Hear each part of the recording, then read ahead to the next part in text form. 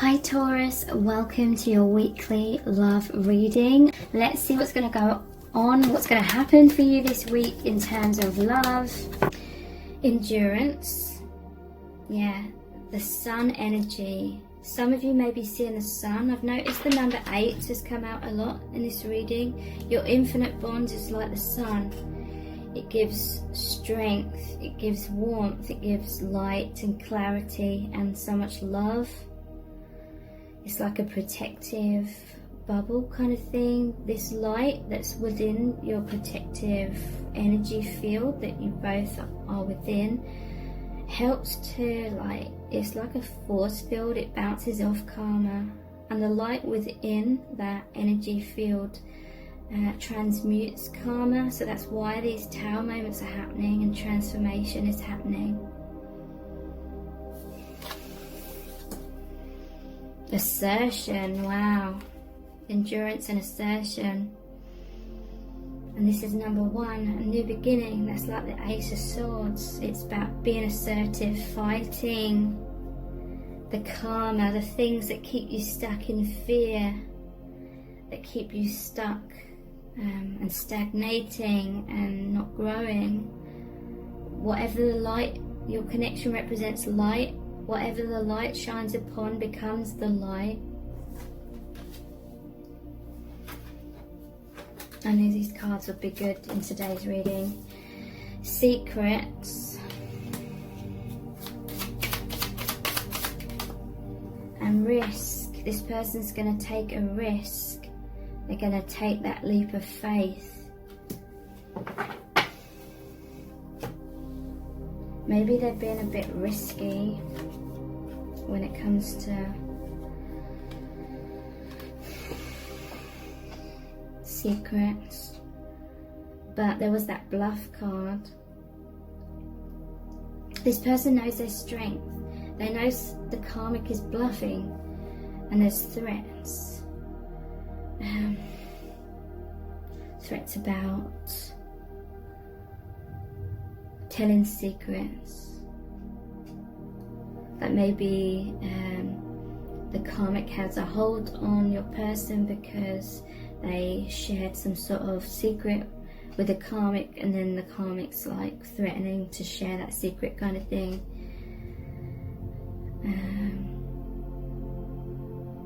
But they're going to take a risk. This person has to be quite secretive right now, playing their cards close to their chest kind of thing. Okay, so let's look at some oracle cards. What does their soul really want you to know?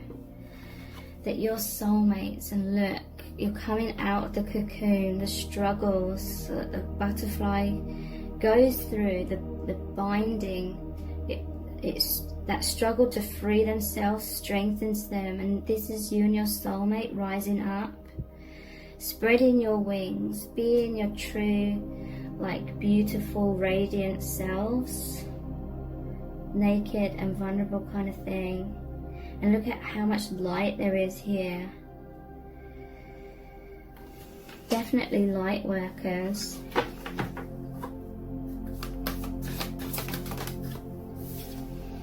The sacred woman. Okay, so the divine feminine has been in her strength. The dream catcher here, they normally capture nightmares. These threats and manipulations that your divine counterpart has been through is to do with a lot of nightmares, a lot of worst case scenario kind of thinking. But there's a bull here, so this is strength. This is reminding me of a bull in a china shop. This person's going to be stubborn with the karmic. They're going to be strong. They're going to be like that bull in the china shop in terms of breaking down that tower.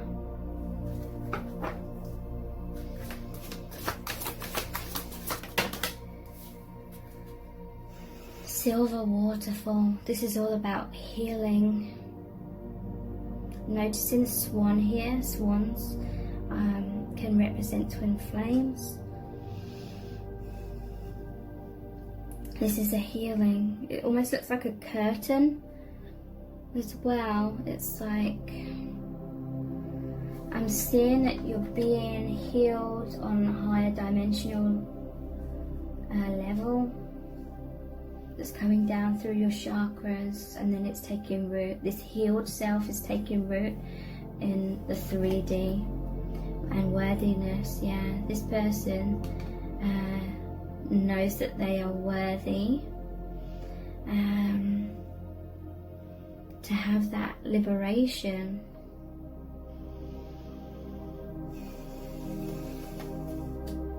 To be able to be their true self. These are the Starseed Oracle cards. What does their soul want you to know? The courageous peony. Multifaceted, unique nature. Let yourself be seen. Interesting. Peonies are my favourite flowers. They used to be roses. I still really love roses. But in my old house, I had so many things with like peonies on. There's some sort of lesson here about just being your true self. Maybe you kind of tried it on for size, sort of dimming your light and thinking, what would life be like if I just sort of lived my life in the same kind of ways that most people do. And so someone here was like repressing their divine nature. They were repressing their light worker qualities, basically.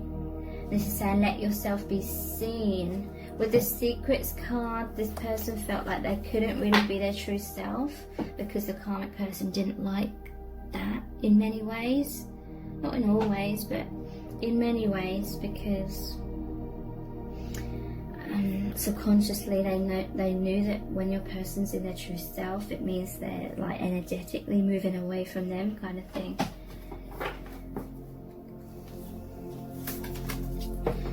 Fall into my arms, surrender, holding the opposites, extremes of life. So this is the divine. It could be your divine counterpart as well. I've only just noticed this the first time ever. These are all your soul family. Look how the soul family is here helping you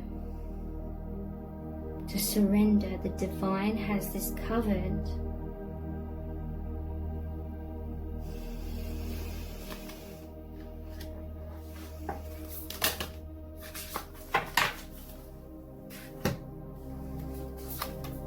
Star family, yes. Again, all the soul family. You're part of a team of souls calling support. Okay, so this person would have called in for support, and through meeting you or through reconnecting with you on a deeper level, you're the divine counterpart. That's definitely given them this strength and support, and connected them with the soul family more deeply. And it's like fall into my arms. There's a sense of safety in this connection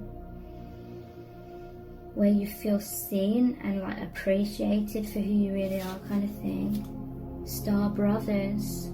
So this is divine masculine assisting, Horus energy, protection, loyalty, safety and trust. So for some of you, it could be you as the divine feminine, because it will mostly be divine feminines watching this, that may be going through something like this. Most likely you're both mirroring each other. So you're both ending some sort of karma, which seems like a struggle, but the divine is protecting and guiding you. And the divine masculine given this protection, loyalty, safety, trust. Let's look at the chakra wisdom cards next.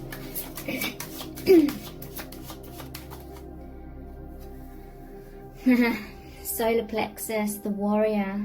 I embrace my inner strength, power and resilience. Okay, so you may have been seeing the sun a lot, some of you, not all of you, in this connection, because that is the solar plexus. It's all about that self-worth, that self-empowerment, shining your truth out, being your true self and living your truth. I embrace my inner strength, power and resilience, and I allow myself to shine. Okay, so I'm hearing from Spirit that there was a loneliness within this person before or during that karmic situation, and they did not feel like brave enough to truly shine out their truth.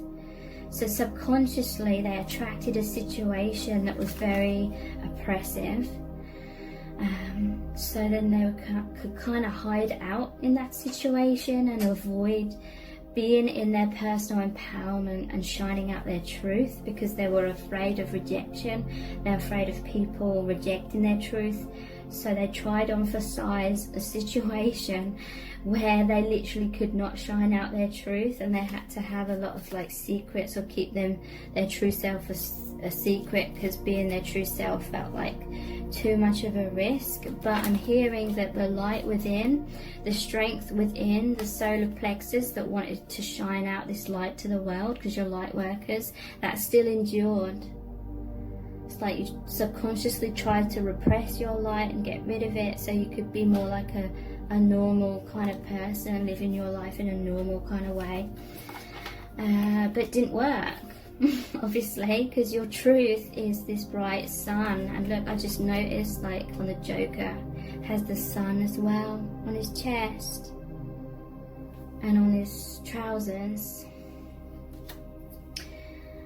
I unfold my full potential as an empowered person with a true sense of who I am.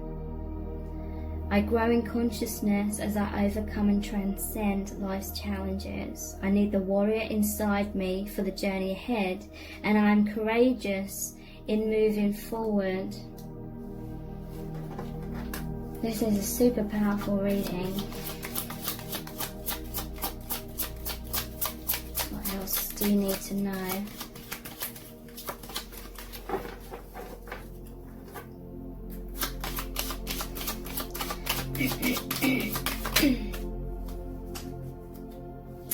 Solar plexus again. Oneness and unity. I accept the oneness of all life, and I know I am one with all others on this journey. I support them and let them support me. I am brave and not afraid to ask for assistance. I allow myself to empathize and sympathize with others, and I choose to see the love in all around me. I see everything as a part of my own life, and I accept others for who they are. I find common ground with others rather than differences, and this brings harmony into my life and into theirs. Okay, so as a light worker, there was a soul contract with this person and the karmic to sort of love and accept them for who they truly are, because I feel like your person does accept the karmic for who they really are, but at the same time they know that they're not like a martyr. They can't heal someone, and they know that someone has to heal themselves. And so this person, they do have like healthy boundaries in knowing that even though they love and accept like the karmic for who they are, it does not mean they should continually put themselves in a toxic kind of situation and repress themselves massively forever. I feel like this person was willing to sacrifice themselves for a while. Solar plexus has come out again. For a while, to help uplift the karmic person. But then now it's time for the karmic person to take kind of what they've learnt, so to speak, and go off on their own path and heal themselves. Personal power. I choose to be myself and to express my truth. I have a positive influence on the people and the situations around me. I allow my integrity and confidence to shine, which instills more confidence and belief in myself, and then encourages others to have natural confidence in me. I do not allow my personal power to become egotistical, manipulative, or excuse me, or exploitative. Sorry, I have a lot of allergies. And food intolerance. So like, the more I've been on this spiritual journey, the more like foods and stuff I can't like have because they're like low vibrational stuff that's filled with crap kind of thing. Right, so let's look at the Universal Love Oracle cards. So this person is definitely in their empowerment. 3 solar plexus cards.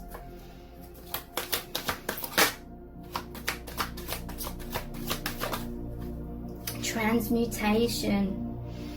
Like I said, the sun, the light, transmutes karma, transmutes blocks. You may be twin flames, and that sun energy, that flames are burning away the karma. The goddess.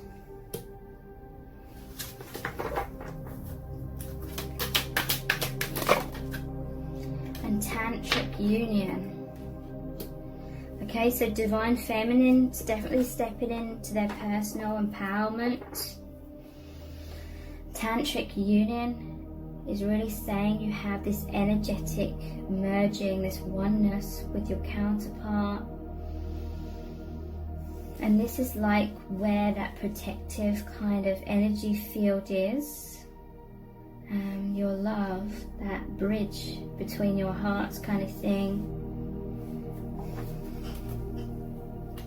So we're going to finish this reading with a Rumi Oracle card. And it's going to be a really powerful message from the divine. What do you really need to know about this connection right now? We have Layla, number 34.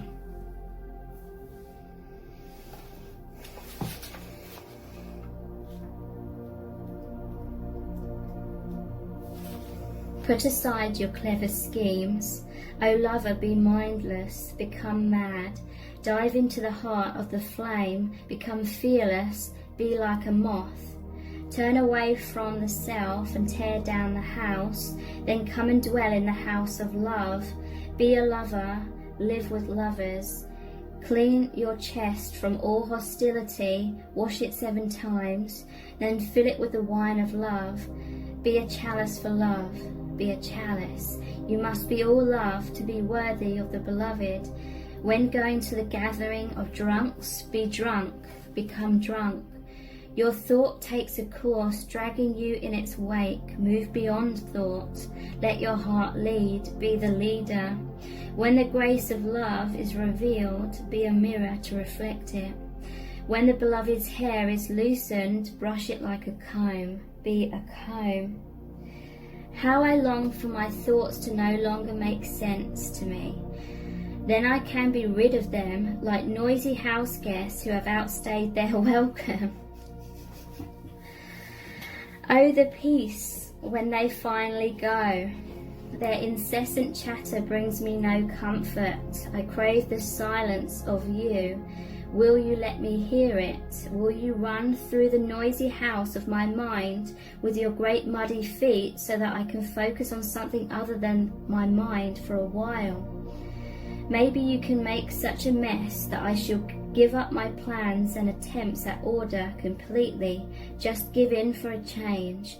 It's time for that. To give up my ridiculous fantasies of perfection, useless, noisy, irritating, demanding, and yet deadening perfection. I'd rather just be alive. Okay, so I feel like just cutting in here, to give up ridiculous fantasies of perfection, useless, noisy, irritating, demanding and yet deadening perfection.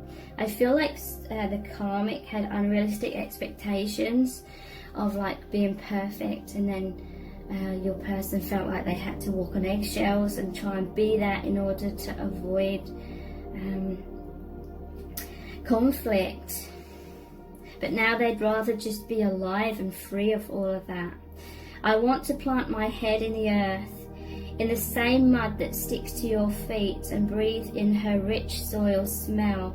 I want to feel her heart beating in the quiet moments of the roots of the plants as they stretch and grab, and stop my ears with her fertile dirt, finally gaining peace from the constant infernal racket of thoughts no longer wanted. O beloved, how you are to be envied. You are being given the gift of no self, no noise, no sense. The great beloved truly wants you to be closer than ever to the wild universal heart. In that field of love, every electronic device goes haywire, systems collapse, worlds collide, and great stars are born from the chaos.